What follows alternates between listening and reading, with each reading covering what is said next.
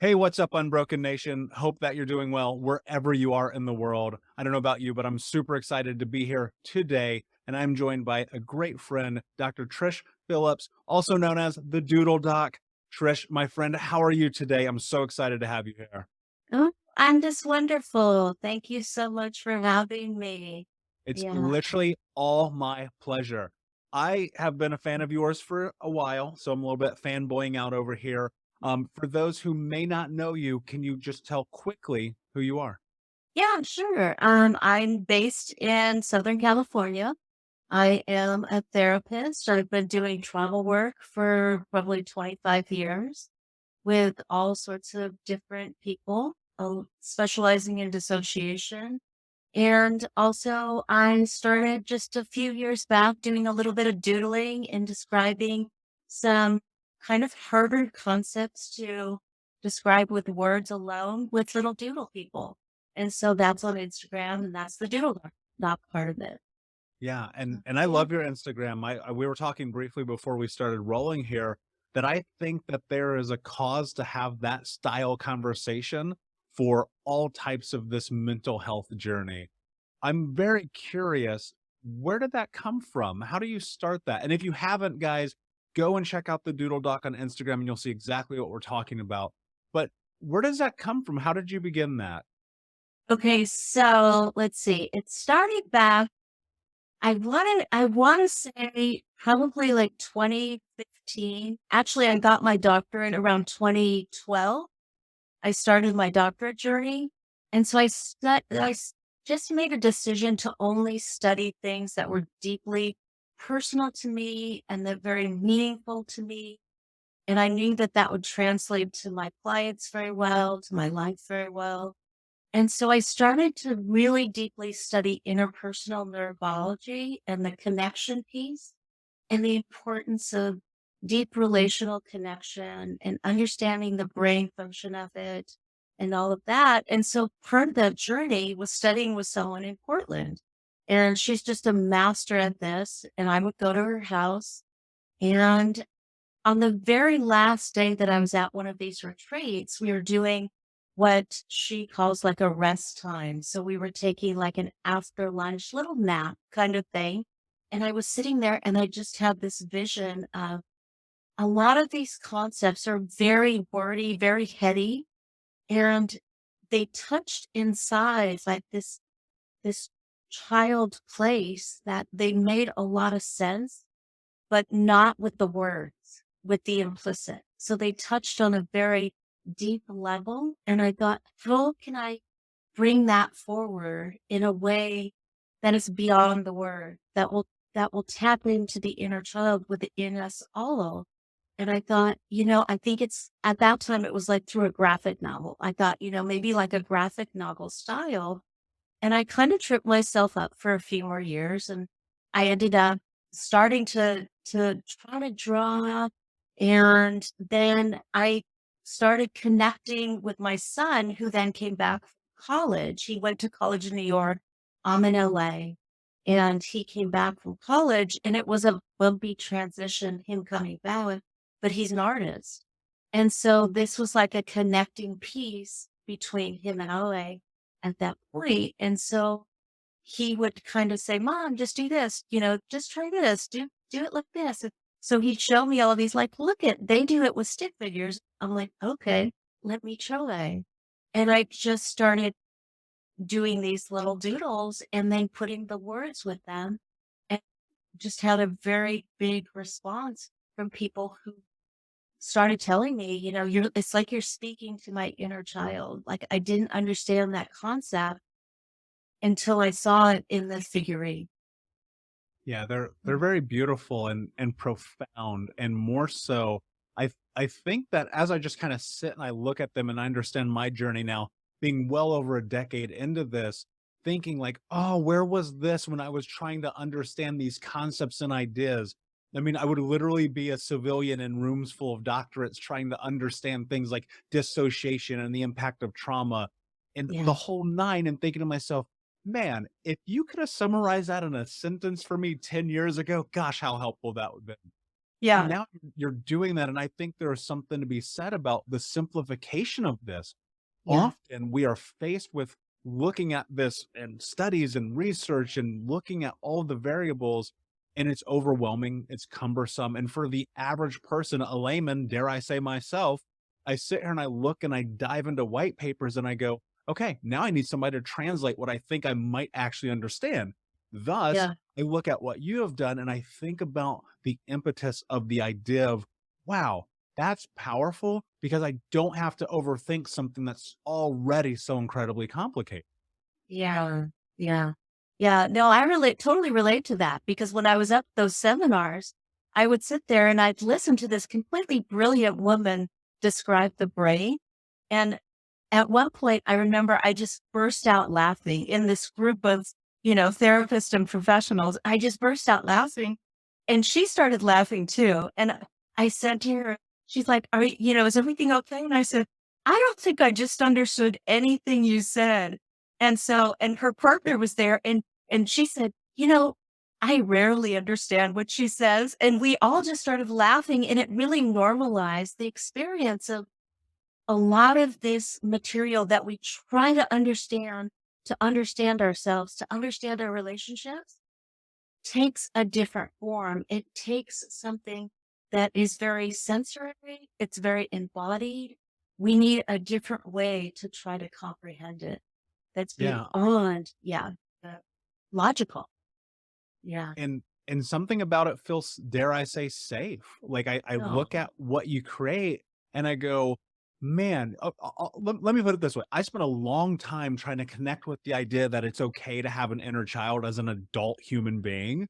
yeah. And I think that what you do is you give permission to people to step into that without shame or guilt because it's cute and it's quirky, but also the message is so like spot on. You read some of these and you see it's okay. It's okay. Yeah. It's whatever that thing may be. How do we help people step further into understanding that there is a part of this process involving reparenting and becoming comfortable with the fact that you do have this inner part of you, these wounds, these childhood trauma experiences that need compassion and care and hope and joy and love. Also, you are an adult, so you have to find that balance. Like, how do you step into that conversation? Right. It is a balance. And a lot of times adults have a really hard time because we seem to hit this threshold where there's now this message that we have to be adults, whatever that means, right? And it's like there's a lot of society messages, there's a lot of family messages. We have to do things, and that's true too. We have to do grown up things, but there's still that wounded child inside. There's still that hurt inside, that pain that gets tapped into from these adult things that we do. So, an argument with a partner, something going on with something at work, someone cuts you off on the freeway. All of these little things can be just tapped into. And to tell the adult person that, these reactions that you're having are coming from this place inside that now needs that healing, that needs you to turn towards and attend to. This child inside that we can turn toward and attend to. Like you said, there can be tremendous shame. I work with a lot of people that say very same thing, but I'm an adult. I have my own children. I've been married for 20 years. I'm a CEO of a company. Why would I go ahead and do inner child work? This doesn't make any sense to me. That was so long ago. And what that is that's the cut off. That's the protector part, the adult protector part that is saying, cut that off because it's so painful. Let that go. It's so painful. And so what I like to do and what I hope that the doodles do is to decrease the shame and to normalize that everybody who was raised by people have something, some kind of wound. No one comes out of childhood unscathed. No one. There's not my own children. There's not a person in the world that comes through childhood unscathed because there's no perfect parent. And there really it would really do us no good if there was, because this is how we learn too, is through the rupture and the repair. And so really it's normalizing that, you know, we all have this. And when you start to feel it, that, you know, it is okay to turn that compassion back inside, that warmth back inside. I love that.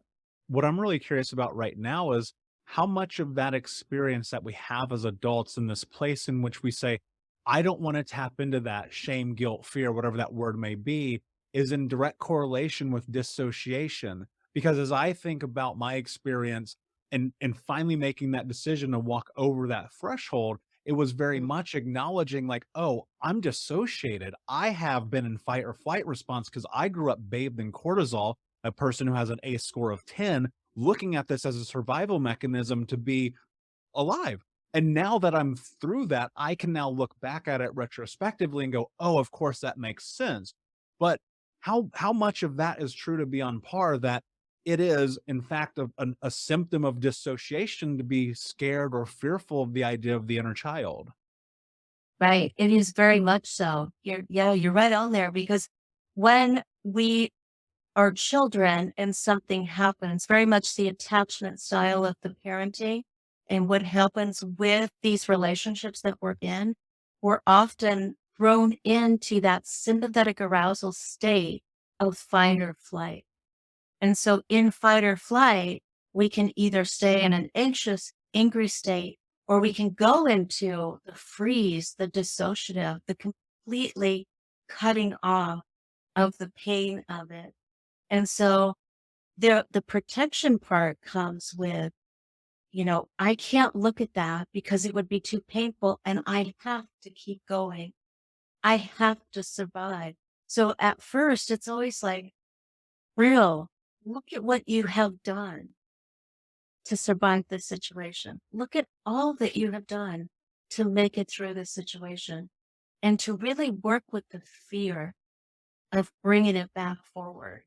It's like, what is the fearful part of you really afraid of now as an adult? If we start to feel into the body, because with dissociation, we have to go into the sensory place. We have to go into the body to find the implicit. There might not be a narrative story that would come forward with it, but there might be like a fluttering of the heart. There might be like a clenching inside, or, you know, some nauseous feeling in the stomach. And that might start forward first and then breaking through that dissociation, like you said. Yeah, and that's so true, and I think about the greatest growth in my journey being Yeah. in that moment in which I started to reassociate, got my brain and body back together, Yes. primarily through body work, right? And, like, Yeah. getting comfortable with the idea of gentle touch and not and non-sexual gentle touch, and being a human being who just could simply exist within this framework of this system that I exist in. And in that process, one of the things that I noticed that was really profound was journaling had the same effect for me. And in that, I found that if I could take these thoughts, ideas, and concepts and just make them exist, Mhm. then I could start to see change. And then I not combated that, excuse me, I combined that with other pieces of tools and puzzles and routines that I just kind of stuck with daily. What I noticed in that process of what I would call showing up for myself every day, doing the work, doing the hard things, studying, learning, understanding, is effectively I was reparenting myself because Right. I grew up like latchkey kid as you can be, not to mention obviously growing up in traumatic household. And I had no structure at all, especially around this idea of love, care, health, compassion, all of these things. Can you talk about A, what is reparenting, and B, the impact that it has when you are on this journey? Yeah. So reparenting, I mean, first we start with parenting. So we were parented, and how do we get the idea of how we speak to ourselves, how we treat ourselves is from our parents. So like the very example that you said is like, that was very, it sounds like there was a lot of absence there. You know, there was a lot missing. And so growing up, that you just had to keep going, right? And then as you start to do the work, you have to bring those things back in. And you said a very key thing is what makes children feel safe is routine. And you said that. And so it's like what we start doing as we can find and start to, really see if the way I like to look at it is who are your most important people and how do you treat them? So you think about like, maybe a loved one, maybe, maybe a partner, maybe a dear friend, maybe a child that you have. How do you treat them? And you muster up that, sense of kindness, of warmth, of gentle attending to. You nurture that relationship. And so as you can see that, and when work with people, I say, look at what you do for this other person. Can we muster up a little bit of that for yourself? And what would that look like? And building the routine of what that would look like. And it doesn't have to be huge things. It doesn't have to be those great, big, monumental things. It could be, let me go get a glass of water or a cup of tea. Let me pick up a journal and just start noting what I feel throughout the day. Let me take myself outside into nature or just a walk around the city block if you live in the city. Noticing yourself. So there's an acronym I use that if, you wouldn't mind me sharing, it's it's based on pause. And so for myself, it's a very much a loving kindness, like learning how to attend to the self and to the inner world inside. So for pause, like the P starts with, I always start with breathing. So when we take 3 deep breaths, we actually can re-regulate our nervous system. And so we start with just taking those 3 deep breaths, and then that kind of dysregulates us and brings us out of sympathetic. It's hard to be in sympathetic arousal and be conscious of our breath at the same time. So that P, breathe right there, stops whatever's going on just for a moment. That's all we need. And then the A is to attend inside. And I'm putting my hand on my heart because I always remind myself, put my hand on my heart. I attend inside. So what does that mean? It means like what part of me is feeling agitated, is getting activated? What part of me is needing my attention? And so I can tell that by like what I said before, maybe I have a headache, maybe my heart is beating fast, maybe I'm feeling something in my stomach. And then we go into the U, and that's the unfolding, untangling a little bit more. And I ask, what are you needing? So once I find that part, oh, okay, I'm a little bit fearful. Maybe I'm a little bit nervous. What do you need? Just to sit here for a minute, just to, maybe drink some tea, maybe calm down a little bit, maybe write something on the journal. So that's the unfolding and untangling what I need. And then going into the S, and that's the soothing and actually doing those things, telling myself, okay, I'm okay. You know, I'm enough. We're going to be okay. We're safe. And then the E is the exhale and just letting it all go. And so with that pause, I can actually do that pretty quickly now. And that's what I teach with my courses. And that's what I teach with my clients is to be able to really to attend inside. What part of me is activated? What is it tied to? And then what soothing will help. Yeah, I absolutely love that. And for me, breathing has played hands down such a phenomenal role. It's actually the first thing that I teach my clients when I coach is because if we can get the parasympathetic nervous system firing, man, that's a huge leap forward. I want to challenge something here if you don't mind. I want to Sure. talk to you. I've never done this before in the podcast, but I'm super curious of what you have to say. I'm going to talk to you Mhm. from the voice of 24-year-old Michael. Well, Dr. Phillips, that all sounds good, but I'm just going to man up and get over it. Yeah. This doesn't make any sense to me.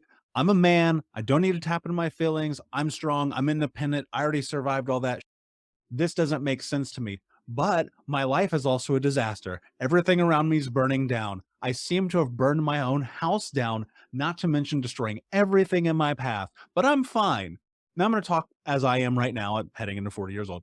Um, when you are in this place and you're just starting this journey and it feels like everything has told you that somehow you made it through, you don't need help, you don't need guidance, but you know something is wrong, how do you step into that place of seeking help, guidance, healing without hitting absolute rock bottom? That's a rough one. That's a rough one because I think, our teachers are our pain points. And so a lot of times there is a lot of, hitting rock bottom that actually sends us there. But also I think that rock bottom is determined by each person, right? So it's like, so 24-year-old Michael, I would just say, that's all true. I mean, look at you. You are here. You are here. We can have both. We can have a survivor and we can have complete crap of our lives. Both are true at the same time. And so I would actually work with the survivor first and be like, bravo, bravo. And then slowly go into, but you know what? You're still kind of curious. You're still kind of curious about this. So I'm wondering about that. What makes you a little bit curious is one of those things that, really are your life's really hard right now. One of those things that maybe you would want to work on or change, Yeah. is taking that survivor away, not taking that protector away, because that protector will just, that protector would leave my office and say, I'm done. Because if I said, oh no, you seriously need to be here, I wouldn't want anybody telling me that, right? No way. Yeah. Yeah. It's like we need to join. I think there's so much validity in the idea that you can have both. And I want people to recognize that you can be the survivor, and you probably are. You've been through Yeah. hell and back, and here you are. But you can Yes. also move into what's next without judgment, Yeah. without shame, without guilt. I think what we get caught up on so often is this idea that we have to do it all alone. And you know as Mm. well as I do, like that's not true. But how do we work on reshaping that narrative for survivors to get to a place where they can acknowledge that it is okay to seek help, to seek guidance, to seek coaching, compassion, therapists, whatever that thing may be? Yeah. Yeah. So it's like, what is hurting? And what was the message about needing to do it alone? Why was that message so strong? And why is it still so strong? I know that there's a big societal message of like independence and all of that, but there's also probably a family message that came forward of like, of manna, step into it and stop whining and you're an adult now and all of that. And so it really is to be able to, can we soften that message? Can we add a little bit of like, it's really okay for you to have a better life. It's really okay for you to want to treat yourself better. You know, it really is okay for that. Yeah, and I think man or woman or however you Yeah. identify, you are entirely allowed to have the life that you want to have. And I'm curious, as you've seen this work and you're in this so often, I often think about the idea that it's not only conceptual, like this process requires doing actual work. But Yes. people often talk about do the work, and we don't really ever define what the work, I'm doing quotations, what the Yeah. work is. And Yeah. so my question for you is, how do you do the work and what does the work look like to move into this place where you start to cross that threshold? Yeah. So I would say that, I always like to use this analogy of the flashlight.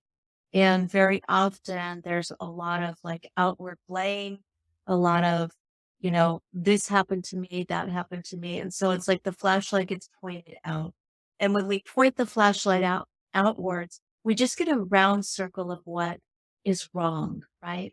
And so we need to like start to turn that flashlight back towards ourselves and then have that light kind of shine inside to see what's going on inside. So I consider the work inner work. So when I would say if the work has slipped out with me, it would be inner work. It would be looking at heart's work. It would be looking at what are my reactions? What is reactivating me? What's triggering me? What's causing me distress in my life? And then going inside and looking at that inner world and saying, where is this coming from? What is it reminding me of?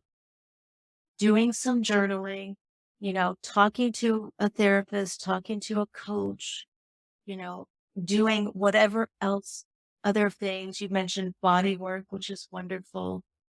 Anything that will feel like it's helpful to you in that moment. For someone listening right now who is likely highly impacted by dissociation, can't tell up from down, brain is 10 miles from the body, and they're hearing this sounds incredibly foreign. Yeah. This might as well be rocket science. How, if you are in that position and you're just like, I don't understand feelings, emotions, I don't feel like I'm in my body, whatever that thing might be, how do you even start to get back into it so that you can name it, so you can talk about it, so you can recognize maybe I do need therapy or a coach or to read that book or whatever that thing is? Yeah.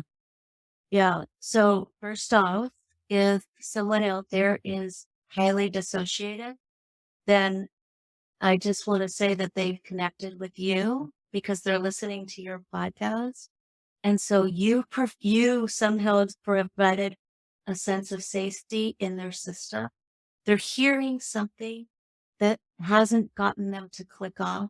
So that's the first thing, is noticing that if there's dissociation, what is keeping me here right now? There's something that's safe right here, right now.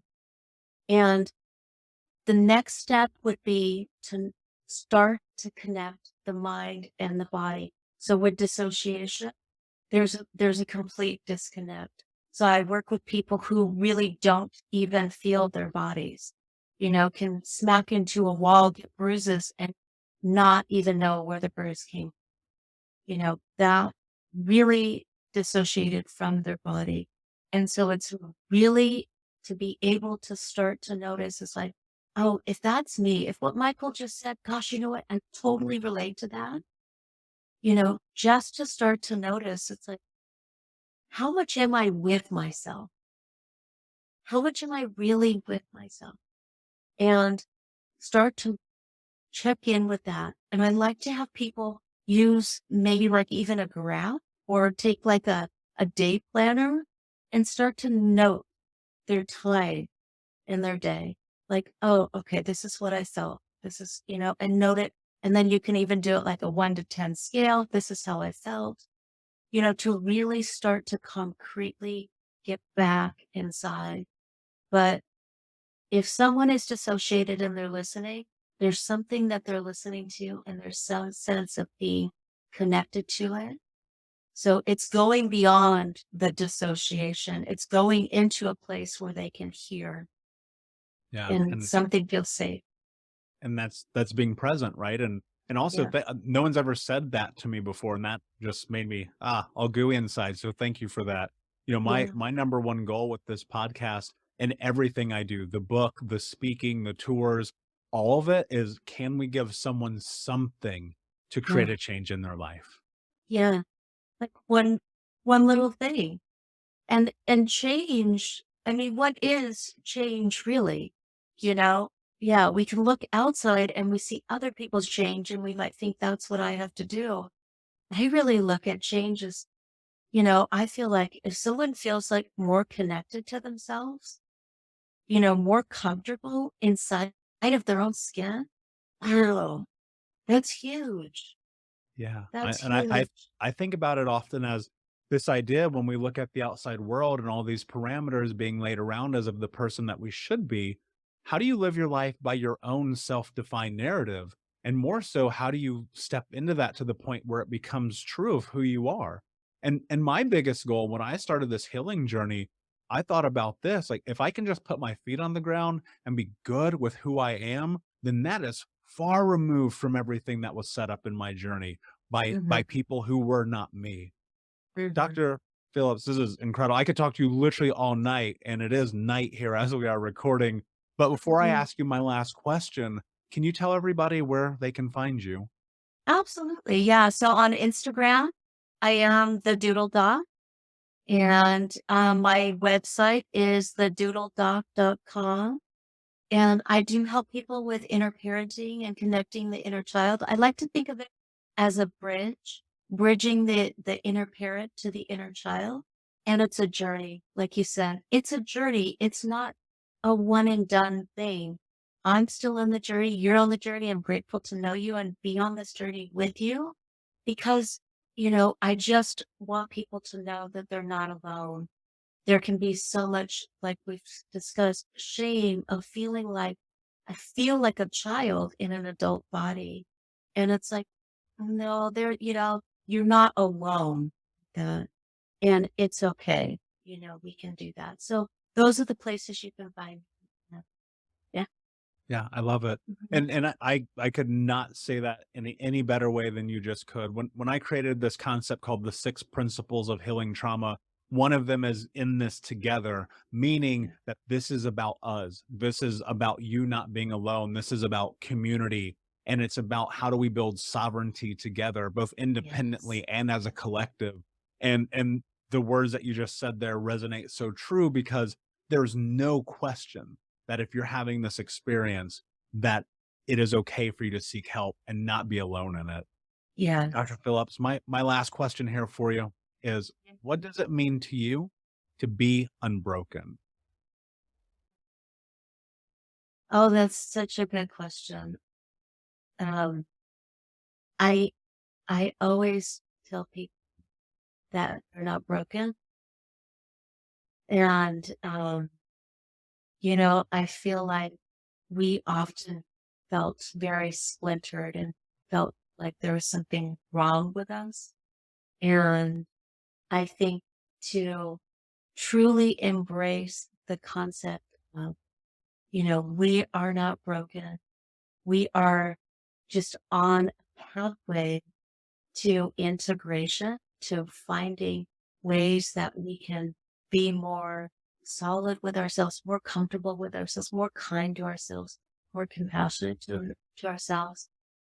I think we're, we're not broken. So I love your little handle there. If you've got your shirt on, think I'm broken. It's so wonderful. Yeah, Um, it's everything, and I got goosebumps because I'm just like, "That's so true, that's what this is about." How do you get to that place? And that's yeah. so much of our journey. Dr. Trish Yeah. Phillips, it's an absolute pleasure. Thank you so much for being here. Unbroken Nation, please go check out her work. I promise you, it's incredible. One of Mhm. my favorite, if not favorite, mental health Instagram accounts on planet Earth. Please Oh. like, subscribe, comment, share, and let everyone know. And until next time, my friend, be unbroken. I'll see ya.